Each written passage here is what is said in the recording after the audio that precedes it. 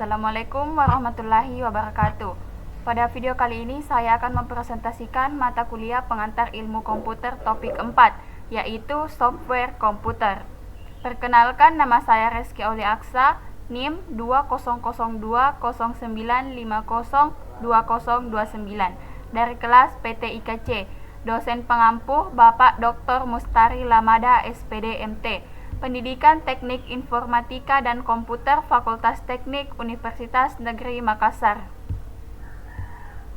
Pokok pembahasan yang akan dibahas ada beberapa, yaitu 1. Mengembangkan peran perangkat lunak, 2. Perspektif industri, 3. Abad pabrik perangkat lunak, 4. Daya saing perangkat lunak, 5. Perangkat lunak, 6. Karakteristik perangkat lunak, 7. Komponen perangkat lunak, dan 8. Aplikasi perangkat lunak. 1. Mengembangkan peran perangkat lunak. Perangkat lunak memiliki dua peran, diantaranya yaitu sebagai produk. Perangkat lunak mengantarkan potensi perhitungan yang dibangun oleh perangkat lunak komputer. Di sisi lain, sebagai kendaraan yang mengantarkan sebuah produk. Sebagai kendaraan yang dipakai untuk mengantarkan produk, perangkat lunak berlaku sebagai dasar untuk kontrol komputer atau sistem operasi, kemudian informasi atau jaringan, dan penciptaan serta kontrol dari program-program lain atau peranti dan lingkungan perangkat lunak. Era pertama. Pada masa awal era komputer, perangkat keras dengan tujuan umum menjadi hal yang biasa. Sementara perangkat lunak dirancang secara khusus untuk aplikasi tertentu saja dan hanya memiliki areal distribusi yang terbatas. Produk perangkat lunak atau program yang dikembangkan untuk dijual kepada satu pelanggan atau lebih masih langka. Kebanyakan perangkat lunak dikembangkan dan digunakan oleh orang atau organisasi yang sama, dan pada era ini tidak ada pendokumentasian. Dan selanjutnya adalah era kedua. Era kedua evolusi sistem komputer melingkupi dekade pertengahan tahun 1960-an dan 1970-an. Sistem multiprogram dan multi-user memperkenalkan konsep baru interaksi manusia dengan mesin. Teknik interaktif membuka sebuah dunia aplikasi yang baru, serta tingkat kecanggihan perangkat lunak dan perangkat keras yang baru pula. Era kedua juga ditandai dengan penggunaan produk perangkat lunak serta kehadiran software houses. Dan untuk sistem real-time. Sistem real-time dapat mengumpulkan, menganalisis, serta mengubah data dari banyak sumber, sehingga proses pengontrolan dan penghasilan output tidak lagi berada di dalam skala menit, melainkan detik. Kemajuan dalam penyimpanan online membawa ke generasi pertama sistem manajemen database. Berikut adalah tahun-tahun perkembangan era-era komputer, meliputi era pertama atau tahun-tahun awal, era kedua, era ketiga, sampai era keempat. Selanjutnya untuk era ketiga. Era ketiga evolusi sistem komputer dimulai pada pertengahan tahun 1970-an dan berlangsung lebih dari satu dekade penuh. Sistem terdistribusi multikomputer yang masing-masing melakukan fungsi secara konkuren dan berkomunikasi satu dengan yang lain. Kesimpulan dari era ketiga ditandai dengan kehadiran dan penyebaran pemakaian mikroprosesor. Dan pada era keempat, evolusi sistem komputer menjauhkan kita dari individual dan program komputer dan menuju pengaruh kolektif dari komputer dan perangkat lunak. Mesin desktop yang kuat yang dikontrol oleh sistem operasi yang canggih, jaringan lokal dan global, serta digabung menjadi aplikasi perangkat lunak yang maju menjadi sebuah aturan. Selama era evolusi sistem berbasis komputer, serangkaian masalah yang berhubungan dengan perangkat lunak masih muncul dan intensitas masalah tersebut terus bertambah. 1. Kemajuan perangkat keras terus berlanjut, melampaui kemampuan kita untuk membangun perangkat lunak yang sesuai dengan perangkat keras yang ada. 2. Kemampuan kita untuk membangun program baru tidak dapat memenuhi kebutuhan akan program baru, juga tidak dapat membangun program yang cukup cepat untuk memenuhi kebutuhan bisnis dan pasar. 3. Pemakaian komputer yang tersebar luas membuat masyarakat semakin tergantung pada operasi perangkat lunak yang reliabel. Kerusakan ekonomis yang besar dan potensi penderitaan manusia dapat muncul bila terjadi kegagalan perangkat lunak. 4. Kita berjuang untuk membangun perangkat lunak komputer dengan reliabilitas yang kualitas yang tinggi. 5. Kemampuan kita untuk mendukung program yang ada terhambat oleh buruknya desain serta sumber daya yang tidak memadai. 2.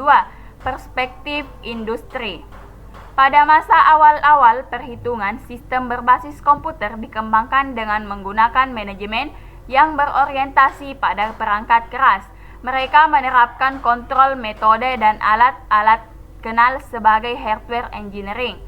Sayangnya, pada saat itu perangkat lunak belum banyak dipikirkan. Pada masa awal-awal pemrograman masih dilihat sebagai bentuk kesenian. Hanya sedikit saja metode yang ada dan lebih sedikit lagi orang yang memahaminya. Dibanding perangkat keras, perangkat lunak merupakan salah satu bentuk tunggal yang berbiaya tinggi. 3. Abad pabrik perangkat lunak. Perusahaan-perusahaan yang besar maupun kecil memiliki apa yang disebut software plant. Ada ribuan aplikasi berbasis perangkat lunak dengan kondisi kritis yang sangat perlu diperbarui. 1. Aplikasi sistem informasi yang ditulis 20 tahun yang lalu yang mengalami 40 generasi perubahan dan sekarang tidak mungkin lagi dilakukan upaya pembaruan, bahkan modifikasi yang paling sederhana sekalipun sudah akan membuat perangkat tersebut gagal beroperasi. 2. Aplikasi pengembangan yang dipakai untuk memproduksi desain data telah kritis. Dan karena cara pemeliharaan serta usia yang sudah tua, membuat tidak ada orang yang mengetahui struktur internalnya. Embedded system dipakai untuk mengontrol sumber tenaga, rambu udara, dan perusahaan besar di antara ribuan macam aplikasi yang sangat aneh, serta kadang-kadang mempunyai kelakuan yang tidak dapat dijelaskan, tetapi tidak dapat dibawa keluar untuk diperbaiki, karena tidak ada lagi yang dapat menggantikan posisinya. Hal tersebut merupakan beberapa kondisi kritis yang sangat perlu diperbarui. 4. Daya saing perangkat lunak. Sekarang ini perangkat lunak sudah menjadi lahan yang sangat kompetitif.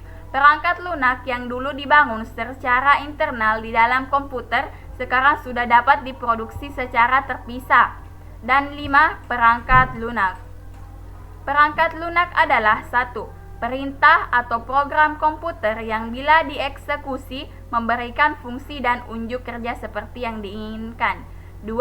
Struktur data yang memungkinkan program memanipulasi informasi secara proporsional. Dan yang ketiga adalah dokumen yang menggambarkan operasi dan kegunaan program. 6. Karakteristik perangkat lunak.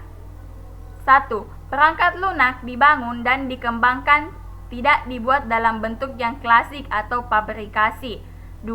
Perangkat lunak tidak pernah usang. 3. Perangkat besar perangkat lunak dibuat secara custom build serta tidak dapat dirakit dari komponen yang sudah ada. 7. Komponen perangkat lunak.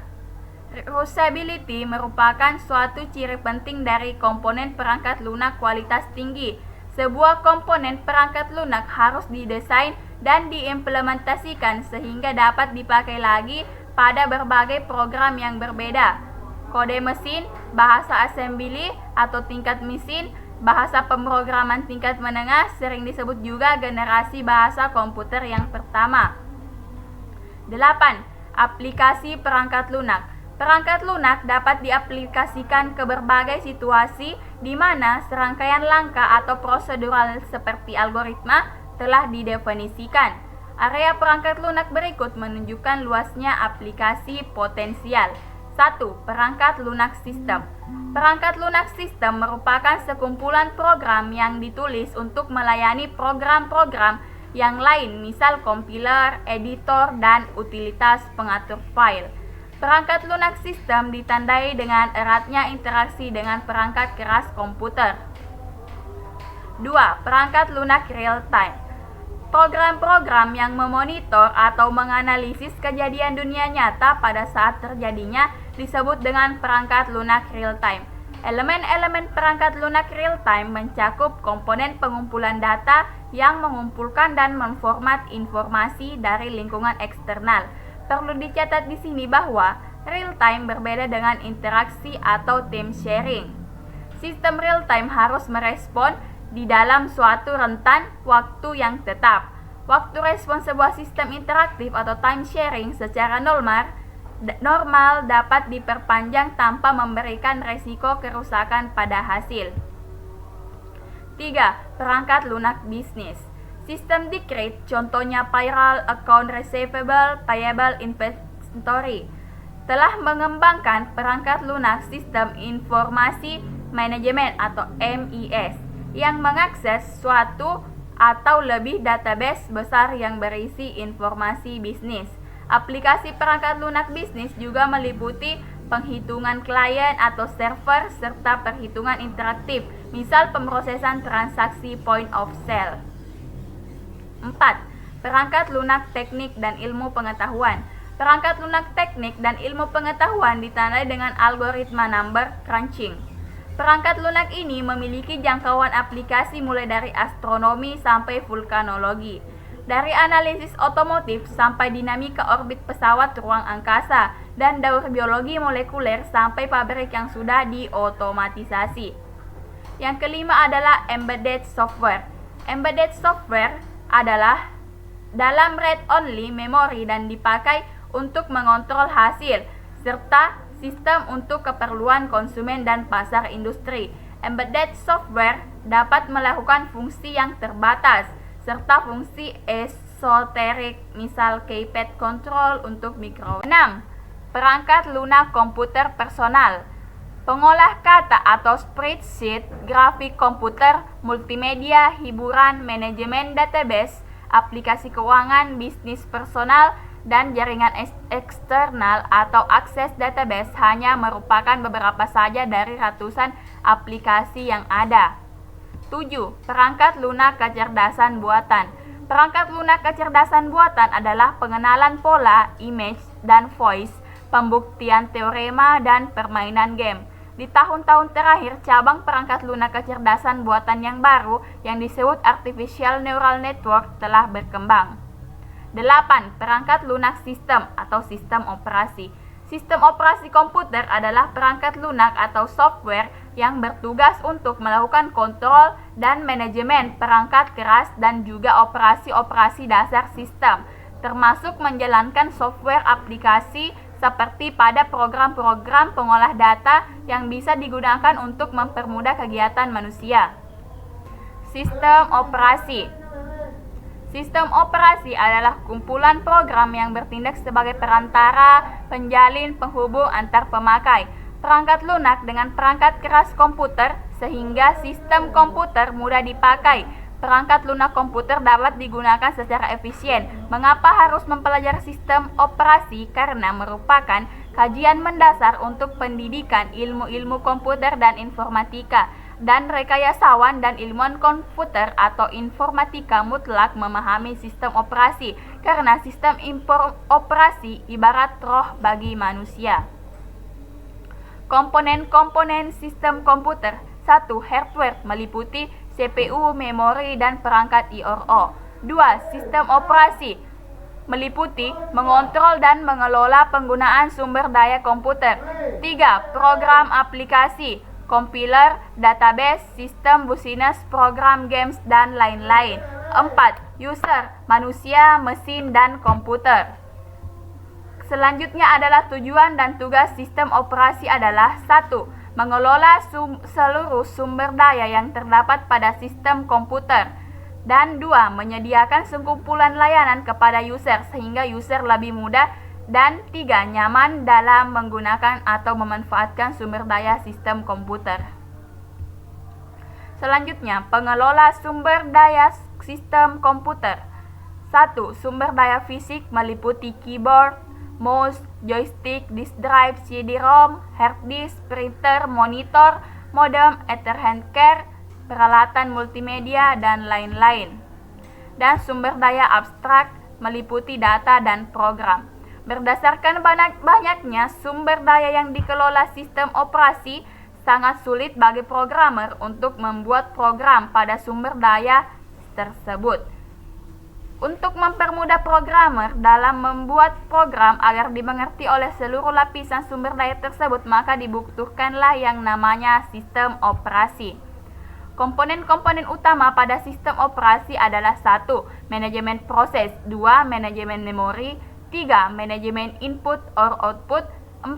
Manajemen berkas, 5. Protection system, 6. Networking, dan 7. Command interpreter system. Layanan-layanan yang disediakan dalam sistem operasi: 1. Program execution, 2. I/O operation, 3. File or system manipulation. Sekian dan terima kasih. Mohon maaf jika terdapat kesalahan. Assalamualaikum warahmatullahi wabarakatuh.